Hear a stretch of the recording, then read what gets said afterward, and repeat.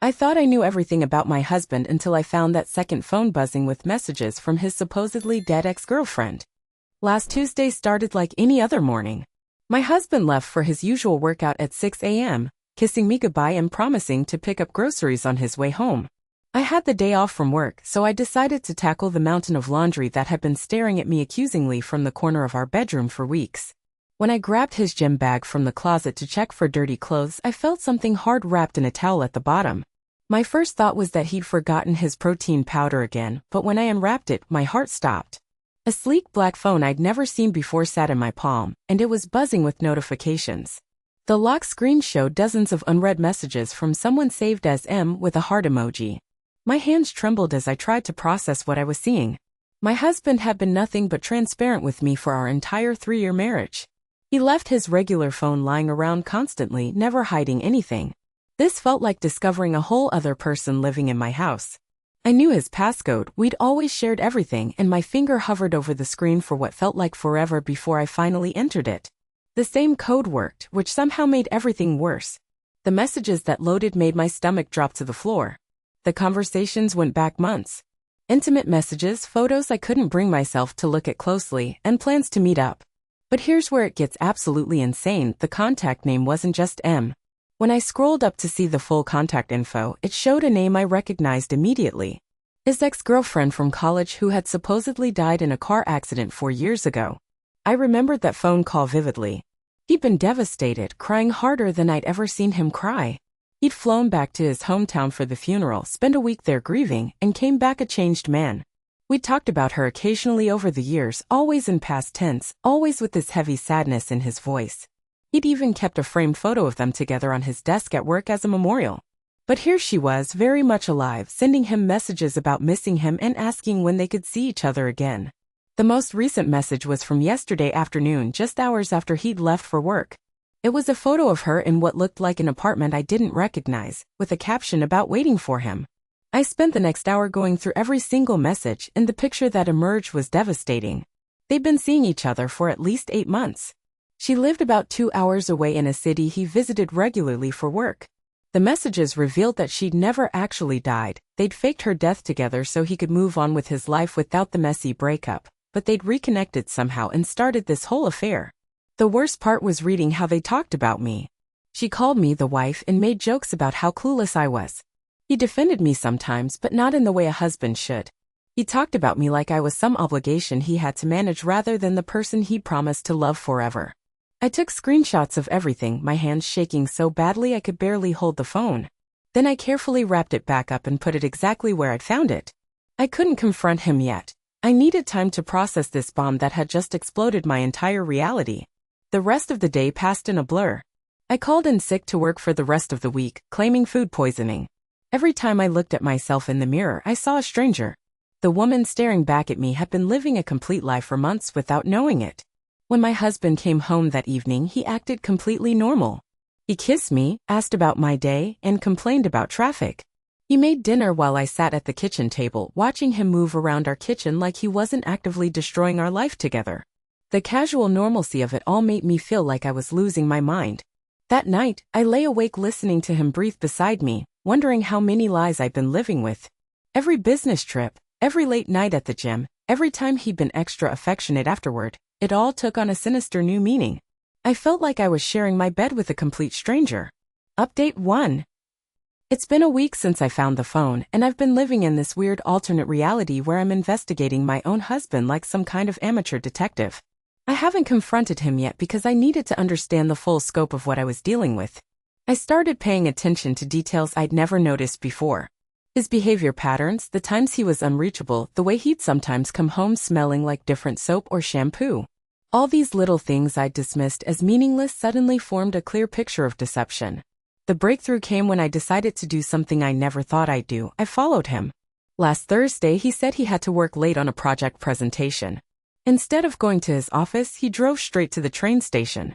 I watched from my car as he bought a ticket and disappeared into the crowd of commuters. I spent that entire evening pacing our living room, alternating between rage and heartbreak. When he came home at 11 p.m., he had this story ready about how the presentation had gone overtime and then he'd grabbed drinks with colleagues. He even showed me fake text messages from his coworkers about the supposed celebration. But here's where things get really weird. The next morning, I was going through his regular phone while he was in the shower, something I'd never done before in our entire relationship, and I found something that changed everything. Hidden in his notes app was what looked like a script.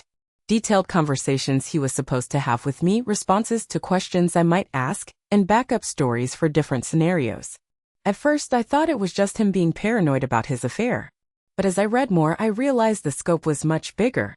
This wasn't just about hiding another woman, this was about hiding an entire double life. There were notes about maintaining different personalities, managing multiple bank accounts, and keeping track of lies he'd told different people. I started researching his ex-girlfriend online, and that's when I discovered she wasn't the only one supposedly dead. There were at least 3 other people from his past who had supposedly died in various accidents over the years he'd told me about. People I'd never met but had heard stories about at family gatherings. I called his sister, who lives across the country, and carefully asked about these people. She had no idea what I was talking about. According to her, most of these people never existed in the first place. The few who did exist were just people he'd lost touch with naturally, not through tragic accidents. This revelation hit me like a truck. My husband wasn't just cheating, he was a pathological liar who had been constructing elaborate fictional narratives for years.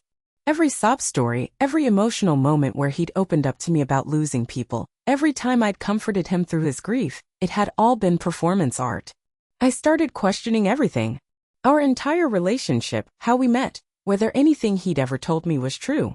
I felt like I was married to a stranger, or worse, like I was married to a character he'd created specifically to manipulate me. The worst part was that I could see the pattern now. Whenever I got too close to discovering inconsistencies in his stories, he'd distract me with grand romantic gestures or manufactured crises that required my emotional support. He perfected the art of making me feel needed while keeping me completely in the dark about who he really was. I made copies of everything I found and started keeping detailed notes of my own. If I was going to confront him, I needed to be prepared for whatever web of lies he'd try to spin. But first, I needed to understand just how deep this rabbit hole went. Update 2. I've been digging deeper into my husband's past, and what I've discovered is so much worse than I could have imagined. This isn't just about one affair or even a few lies. This is about a man who has been systematically deceiving everyone in his life for years. I hired a private investigator using money from an account my husband didn't know about. What came back in the report made me physically sick.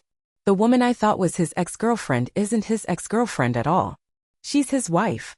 His first wife, who he married 6 years ago and never divorced. According to the investigator, they've been living separate lives for years, but they never legally ended their marriage. She lives in that city he visits for work, and they have a whole established life together there. She thinks I'm just some woman he's having an affair with. To her, I'm the other woman in their marriage. But it gets worse.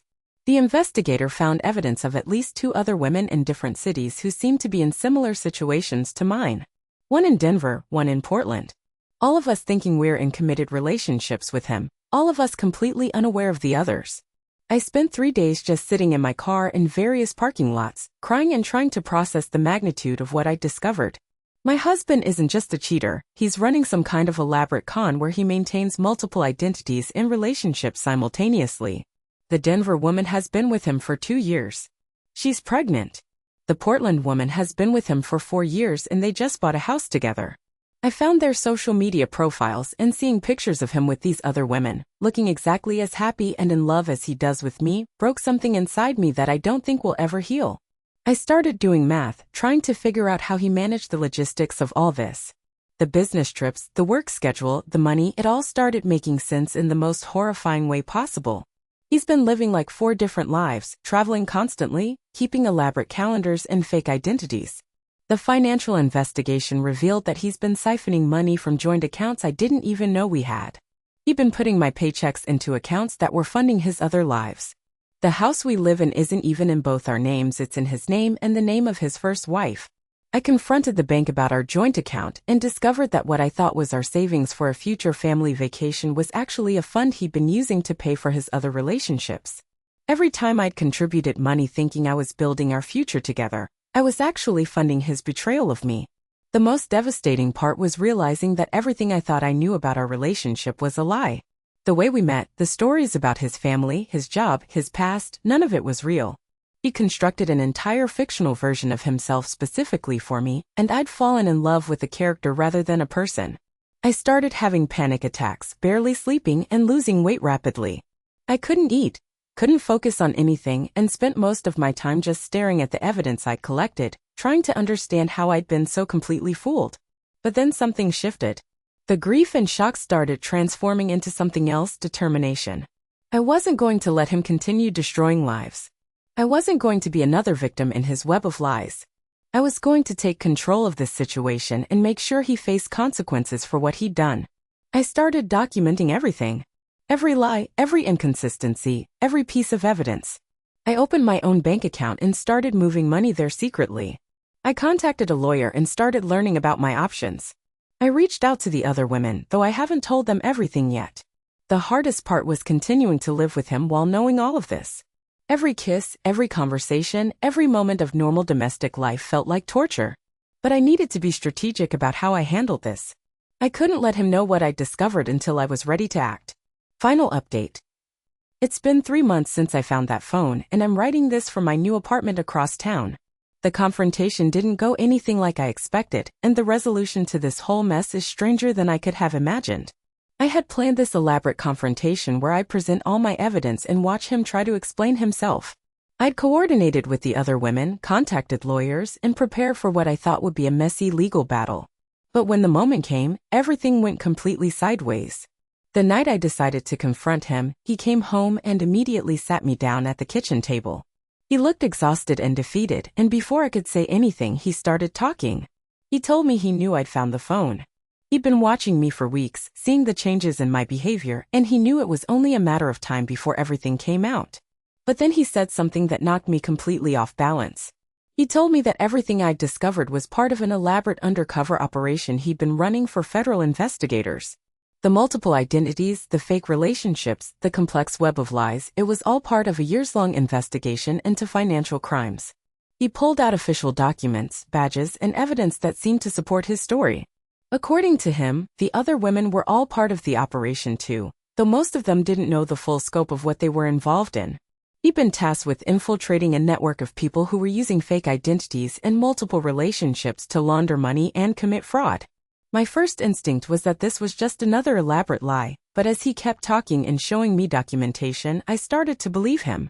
The federal investigators had been using him as an asset because of his natural ability to maintain multiple identities and relationships. What I'd interpreted as pathological lying was actually a carefully constructed cover identity. The pregnant woman in Denver, the house in Portland, even his supposedly dead ex-girlfriend, they were all part of the investigation. He'd been gathering evidence on these people for years, documenting their crimes and building cases against them. Our marriage was the only real relationship he had, which is why he'd kept it separate from everything else. He showed me bank records that proved the money he'd been moving wasn't being stolen from us, it was being tracked and monitored as part of the investigation. The joint accounts I didn't know about were actually federal accounts set up to trace money movements. Everything that looked like financial fraud was actually him helping to track actual financial fraud. The reason he couldn't tell me was because the investigation was so sensitive that even spouses weren't supposed to know. He'd been living with the guilt of deceiving me for years, but he couldn't risk compromising the operation. The fake deaths, the elaborate lies, the emotional manipulation, it had all been part of maintaining his cover identity. I spent the next week in meetings with federal agents who confirmed his story. They showed me evidence of the crimes they'd been investigating, explained how the operation worked, and apologized for the trauma I'd experienced. They offered counseling, financial compensation, and assurances that the operation was nearly complete. The hardest part was reconciling the man I'd married with the person I'd discovered. Even though his deception had been for legitimate reasons, I'd still been living with lies for years. I'd still experienced the betrayal, the questioning of my reality, the emotional trauma of discovering what I thought was infidelity and fraud. We spent months in counseling, working through the damage that had been done to our relationship. He was dealing with his own trauma from years of living multiple lives and maintaining constant deception. I was dealing with the aftermath of discovering that my entire reality had been carefully constructed to protect me from something I wasn't allowed to know about. The other women turned out to be federal agents or assets themselves, which explained why they'd been so easy to find and contact. The pregnant woman in Denver was actually his handler, and her pregnancy was part of her own cover story for a different operation. The house in Portland belonged to the federal government and was being used as a safe house. Slowly, I started to understand that my husband had been carrying an enormous burden for years. He'd been living in constant fear that his cover would be blown, that I'd discover the truth, or that his real identity would be compromised. The stress of maintaining multiple identities while trying to protect our marriage had been destroying him. 6 months later, the operation was completed. Several major financial criminals were arrested, and millions of dollars in fraudulent activities were stopped. My husband was finally able to return to his real identity, though the transition was harder than either of us expected. We had to rebuild our relationship from scratch. I had to learn to trust him again, and he had to learn to live without the constant deception he'd been maintaining for years. We had to figure out who we were as a couple when we were both being completely honest for the first time in our marriage. It's been a year now since everything came out, and we're still working on it. Some days are better than others. I still sometimes catch myself wondering if he's telling me the truth about small things, and he still sometimes slips into the careful way of speaking he developed during the operation. But we're making progress. We've moved to a new city where he started a completely different career, far from anything involving deception or multiple identities. We're learning to be a normal couple, which is harder than it sounds when you've been through what we've been through. The strangest part is that I'm almost grateful for the experience, even though it was the most traumatic thing I've ever been through. It forced us to examine our relationship in ways we never would have otherwise. We had to decide whether we wanted to be together based on who we really were, not who we thought we were. I've learned that love isn't just about the good times and the easy moments. It's about choosing to stay and work through the impossible situations, the ones that test everything you thought you knew about yourself and your partner. Our marriage is stronger now than it ever was before, but it's also more complicated. We're different people now than we were when this all started. I'm more independent, more questioning, more aware of the complexity of the world around me. He's more open, more vulnerable, more committed to complete honesty even when it's uncomfortable. Sometimes I wonder what would have happened if I'd never found that phone. Would we have continued living our quiet, happy life while he carried this secret forever? Would the operation have ended differently? Would our marriage have survived without ever being tested this way? I don't know the answers to those questions, but I know that I'm glad I found out the truth, even though it nearly destroyed me. Living with a lie, even a lie told for good reasons, isn't really living at all. Now, for the first time in our marriage, we're building something real together, something based on complete honesty and full knowledge of who we really are. It's not the story I thought I was living, but it's our story, and we're writing it together now with full awareness of what we're creating. That's worth more than any perfect marriage built on carefully constructed lies, no matter how well-intentioned those lies might have been.